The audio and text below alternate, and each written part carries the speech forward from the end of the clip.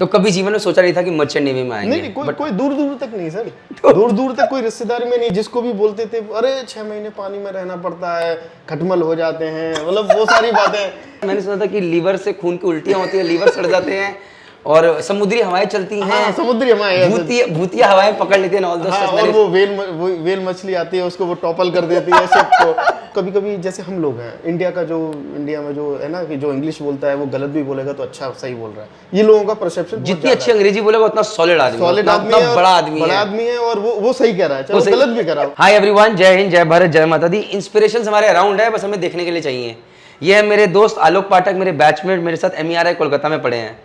मैंने जब ये आए यहाँ पर तो मैंने इन्हें बोला यार एक वीडियो बनाना। कहते हैं यार हमने ऐसा जीवन में किया क्या है जो हम वीडियो बनाएं। मैंने कहा चलो यार ठीक है भाई, एक नॉर्मल जहाजी हैं हमारी तरह, जहाज पे सेल कर रहे हैं, एक बहुत अच्छी कंपनी में सेल करते हैं, शेल नाम की कंपनी है, उसमें सेल करते हैं। LNG पे सेकंड इंजीनियर है। बट अगर इन्हें लगता है इन्होंने कुछ नहीं पाया, मुझे लगा चलो कोई बड़ी बात नहीं है भाई, जय माता दी। बातों ही बातों में पता चला कि भाई हम तो देहरादून के बहुत जाने माने स्कूल में पढ़े, सेंट जोसेफ अकेडमी में। माता पिता ने इस पर बहुत खर्चा किया। तो बातों बातों में इन्होंने बताया कि भाई हम तो एक ऐसे स्कूल में पढ़े जहाँ पर स्कूल की फीस ही 20 रुपये थी। तो तब मैंने इन्हें बोला कि भैया वीडियो बनेगा।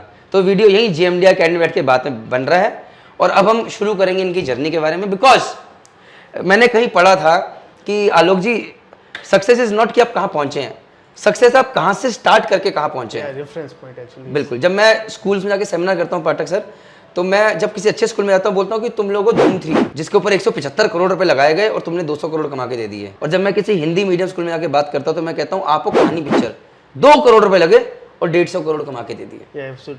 गलत तो नहीं बोल रहा हूँ? नहीं। तो पाठक सर पहले आप ये बताइए सबको यहाँ पर कि आप कहाँ के रहने वाले हैं। नमस्कार, गुड आफ्टरनून। मैं एक बहुत छोटे से टाउन से हूँ, आगरा के पास आवागढ़ एक जगह का नाम है।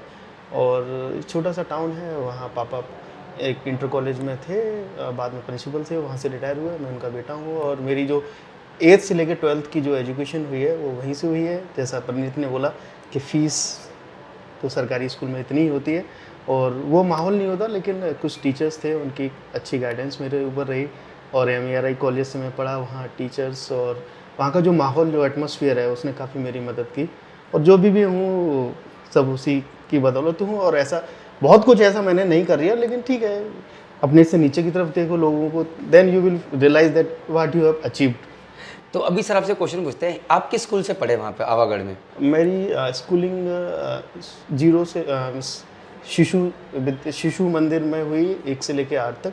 वहाँ से फिर जनता इंटर कॉलेज आवागढ़, वहाँ पर पढ़ाई गई। कितनी फीस थी आपकी शिशु मंदिर कॉलेज में? अगर थोड़ा बहुत शिशु मंदिर में मैं रिकॉल कर पा रहा हूँ तो 50 रुपीज़ हुई, 50 रुपये। हाँ। तो वहाँ पर टेबल चेयर थी या जमीन पे बैठ के पढ़ाई करनी पड़ती है जैसा कि हम पिक्चरों में देखते हैं, एक वाइट बोर्ड लगा हुआ है, सारे बच्चे बैठे हैं? नहीं, एक्चुअली फर्स्ट सेकंड जो रहते हैं वहाँ प्रथम द्वितीय बोलते हैं वहाँ। हाँ। तो शायद मुझे याद आ रहा है कि प्रथम द्वितीय में हम पट्टियों पे बैठते थे, पट्टी बोलते हैं उसको। हाँ, पट्टी पे। उसके बाद जैसे जैसे थोड़ा सीनियर होते जाते हैं तो वो बेंच सिस्टम स्टार्ट हो जाता है। तो 8वीं के बाद आप इंटर कॉलेज में, वहाँ पर कितनी फीस थी आपकी? वहाँ तो 10 या 20 रुपए, इससे ज़्यादा 10 या 20 रुपये। तो ये इसलिए था कि आपके पापा पैसे अफोर्ड नहीं कर सकते थे या वहाँ पर जगह नहीं थी कि आपको बाहर भेज सकें? क्यों आप एक नहीं, एक्चुअली क्या था कि मैं एक छोटी सी जगह से हूँ, तो वहाँ जो सबसे अच्छा स्कूल बोलते हैं, जो गवर्नमेंट स्कूल है, वो यही था। और उसके बाद कोई ऐसा स्कूल नहीं था जहाँ डिसिप्लिन ऐसा हो। और दूसरी बात ये थी, मेरे पापा उसी स्कूल में थे, तो पापा का डिसिप्लिन घर में बहुत अच्छा था, तो वो नहीं चाहते थे ये किसी और स्कूल में जाए, तो वहाँ रहेगा, टीचर्स की नज़र में रहेगा। और उस समय क्या था, माहौल इस तरह का था कि सबको ये डर लगता था कि बच्चा बिगड़ ना जाए। तो हर पेरेंट्स, आज भी है, आज हर पेरेंट्स को लगता है कि उसका बच्चा उसकी आंखों के सामने रहे। कोई अगर कुछ भी मतलब मिसलीडिंग हो रहा है तो कम से मालूम पड़ जाए, तो समय रहते उसको फिर से सही कर लिया जाए। तो ये एक बहुत बड़ा रीज़न था। और दूसरा रीज़न था, उस समय इतनी अवेयरनेस नहीं थी, इतना ये मोबाइल और ये सब नहीं था, और उतने फाइनेंशियल हम लोग स्ट्रॉन्ग भी नहीं थे कि हम जाके कहीं बाहर बहुत अच्छे स्कूल में पढ़ सकें। To be very frank, UP board से पढ़ाई हुई आपकी? हाँ जी। पूरा हिंदी मीडियम था जैसे आपने बोला, प्रथम द्वितीय या इंग्लिश मीडियम स्कूल था आपका? नो, शिशु मंदिर आप जानते हैं, सारा हिंदी। फिर उसके बाद जो सरकारी स्कूल वो एकदम प्योर हिंदी। तो प्योर हिंदी मतलब फिजिक्स में भी जब क्वेश्चन आता था पूरा हिंदी में आता था? वेलोसिटी कभी नहीं सुना था आपने? नो। तो वेलोसिटी को हिंदी में क्या बोलते हैं? वेग बोलते हैं। और मास को द्रव्य बोलते हैं। द्रव्यमान। तो यही आपको पता था, पूरा हिंदी मीडियम रहा है? यस। तो उसके बाद जब मैं आईआईटी की कोचिंग के लिए गया तो अच्छा पहले 10th में कितने परसेंट थे आपके यूपी बोर्ड में? सॉरी मैं आपको पीछे लेके जा रहा हूँ, आप आगे जा रहे हैं। सर 10th में अपनीत मेरे थे 78%। उस टाइम पे जब यूपी बोर्ड को बहुत मुश्किल माना जाता है। हाँ, और 12th में कितने परसेंट थे आपके? 12th में मेरे थे 85%, मतलब मेरा डिस्ट्रिक्ट टॉपर था। और डिस्ट्रिक्ट टॉपर थे आप? और जो 20 जो Top 20 मेरिट लिस्ट रहती है उसमें शायद मेरा 21st नंबर। 21वें, पूरे यूपी में 21वें नंबर में थे ये यूपी बोर्ड में, और फर्स्ट थे अपनी डिस्ट्रिक्ट से टॉप करने में, जो कि अपने आप में बहुत बड़ी बात है। अच्छा जब ये हुआ तो ऑफ कोर्स आप पढ़ाई में अच्छे थे, तो पहला चीज़ था कि आईआईटी की तैयारी करो। हाँ। तो फिर आईआईटी की तैयारी करने कहाँ चले गए आप? आईआईटी की तैयारी सर ऐसा हुआ कि हिंदी मीडियम से था, और तो 1 साल मैंने आगरा में तैयारी की। तो आगरा की तैयारी आप ऐसे मान के चले कि वो हिंदी से इंग्लिश में ही चेंज हो गई पूरी। तो वहाँ पर आप धीरे धीरे हिंदी से मैं यही सीख पाया कि वेलोसिटी, वेग को वेलोसिटी कहते हैं, वो सारी चीज़ टर्मिनोलॉजी में सीखा। कंसेप्ट उतना डेवलप नहीं हो पाया, टू बी वेरी फ्रैंक। उसके बाद फिर लगा कि 1 साल बंसल में करना चाहिए, तो बंसल का टेस्ट दिया, हो गया उसमें जो, तो वहाँ जाके अच्छी तैयारी हुई। और अनफॉर्चुनेटली मेरा आईआईटी का पेपर उतना अच्छा नहीं हुआ, तो मैं फिर एमआरई में। तो कभी जीवन में सोचा नहीं था कि मर्चेंट नेवी में आएंगे? नहीं, कोई दूर दूर तक नहीं सर, दूर दूर तक कोई रिश्तेदारी में नहीं। जिसको भी बोलते थे अरे 6 महीने पानी में रहना पड़ता है, खटमल हो जाते हैं, मतलब वो सारी बातें कि वहाँ पे सॉल्ट वेव चलती हैं और ये सब। मैंने सुना था, मैंने सुना था कि लीवर से खून की उल्टियाँ होती हैं, लीवर सड़ जाते हैं, और समुद्री हवाएं चलती हैं। हाँ, समुद्री हवाएं, भूतिया हवाएं पकड़ लेती हैं ऑल दोस्त। हाँ, और वो वेल मछली आती है, उसको वो टॉपल कर देती है सबको। ठीक है, वो ऐसा कुछ था नहीं। वो जो लोग नहीं जानते, जो जैसे आप, मैं किसी सब्जेक्ट को नहीं जानता हूँ तो किसी से सुनूंगा तो वही मेरा परसेप्शन बन जाएगा, तो वही सब है। लेकिन आजकल क्या है, अवेयरनेस बहुत ज़्यादा है, हर चीज़ इंटरनेट पर अवेलेबल है, गूगल पे। अगर कोई किसी से नहीं पूछेगा तो गूगल एकदम सच जो भी है वो बता के देगा। और अगर वहाँ नहीं है तो मर्चेंट नेवी डिकोडेड पे आपको जरूर मिलेगा। जय माता दी। जी। अच्छा फिर आपने merchant navy marine engineering college पहुंचे। हाँ। तो वहाँ पर अब तक आप वेग से वेलोसिटी पे पहुंच चुके थे। हाँ। लेकिन आपकी देखिए अंग्रेजी कितनी अच्छी थी, अंग्रेजी में अभी भी दिक्कत फेस होती है या चैलेंज थे, कैसा था? नहीं, टू बी वेरी फ्रैंक, जब मैं कॉलेज में पहुंचा तो मैं इंग्लिश में बहुत अच्छा बात नहीं कर पाता था। मतलब पूरा सेंटेंस, जैसे एक होता है ना कम्युनिकेशन स्किल, आप अगर रेटिंग देंगे तो आप 10 मान लो, 100 में 10, 10 में से 1 नंबर, 100 में से 10 नंबर। ओके। हाँ, ऐसे मान लो, तो वो रेटिंग थी मेरी। लेकिन वो मैंने बोला ना, कॉलेज का माहौल एक ऐसा मिला। रूममेट था एक, वो क्या नाम है? अभिषेक आशावान। वो इंग्लिश गाने सुनता था, तो मैं पहली बार इंग्लिश गाने कभी सुने नहीं, ब्रायन एडम्स। तो धीरे धीरे वहाँ से मैंने सुनना सीखा। आशावान जी, जय माता दी, सैल्यूट आपको याद किया जा रहा है। और कुछ और अच्छे फ्रेंड्स से, जैसे प्रवीण गुप्ता जी, ये जेएमजे के डायरेक्टर हैं प्रवीण गुप्ता जी, जिनका यहाँ पर नाम लिया जा रहा है। मेरे फ्लोर पर रहते थे। हाँ जी। और रूममेट्स भी थे, अभिषेक गुप्ता मेरा रूममेट था, सुदीप सहाय, योगेश। तो ये कुछ लोग इंग्लिश बैकग्राउंड कॉन्वेंट स्कूल से थे, तो इन लोगों की इंग्लिश अच्छी थी। तो इन लोगों के साथ रह के मेरा कम्युनिकेशन स्किल जो भी डेवलप हुआ, इन लोगों की काफ़ी मदद रही।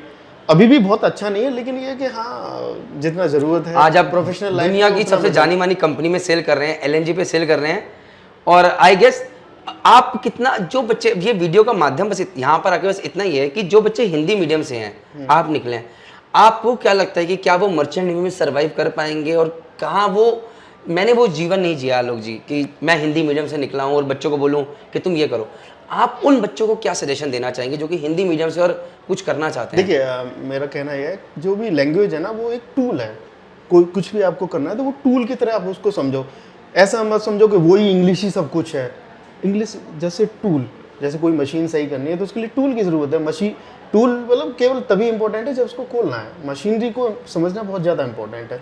तो कभी कभी जैसे हम लोग हैं, इंडिया में जो है ना, कि जो इंग्लिश बोलता है वो गलत भी बोलेगा तो अच्छा सही बोल रहा है। ये लोगों का परसेप्शन, जितनी अच्छी अंग्रेजी बोलेगा उतना सॉलिड आदमी है, बड़ा आदमी है, और वो सही कह रहा है, चाहे गलत भी कर रहा हो। तो इस परसेप्शन में आप लोगों को नहीं आना है। उसको लैंग्वेज है, ठीक है।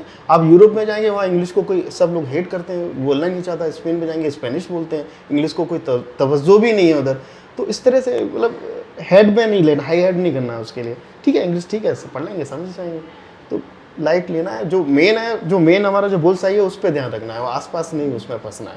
तो ऐसा कुछ नहीं है, मर्चेंट नेवी में सब सर्वाइव कर लेंगे, ऐसा कुछ नहीं है। आप थोड़ा मेहनत करेंगे, अपना चाहिए तो सिर्फ भूख चाहिए, मेहनत चाहिए। और यहाँ पर हमारे साथ आलोक जी बैठे, जिन्होंने बहुत अच्छे से बताया चीज़ के बारे में। थैंक यू आलोक पाठक जी। आपके जीवन में अगर सबसे बड़ा योगदान आपकी नज़र में आपने कुछ नहीं करा है, लेकिन अगर आप उनकी नज़र जो वीडियो देख के इंस्पायर हो सकते हैं, गाँव में बैठे हैं जो कि करना चाहते हैं, तो उनकी नज़र में आप आज की डेट में एक बहुत अच्छे लेवल पे हैं।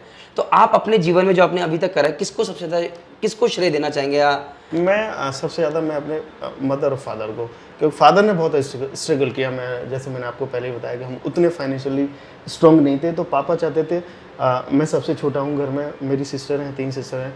तो उस समय उस सोसाइटी में जहाँ हम रहते थे वहाँ लड़कियों को कोई पढ़ाता नहीं था। टू बी वेरी फ्रेंक, सब ये सोचते थे कि 12th हुआ शादी कर दो।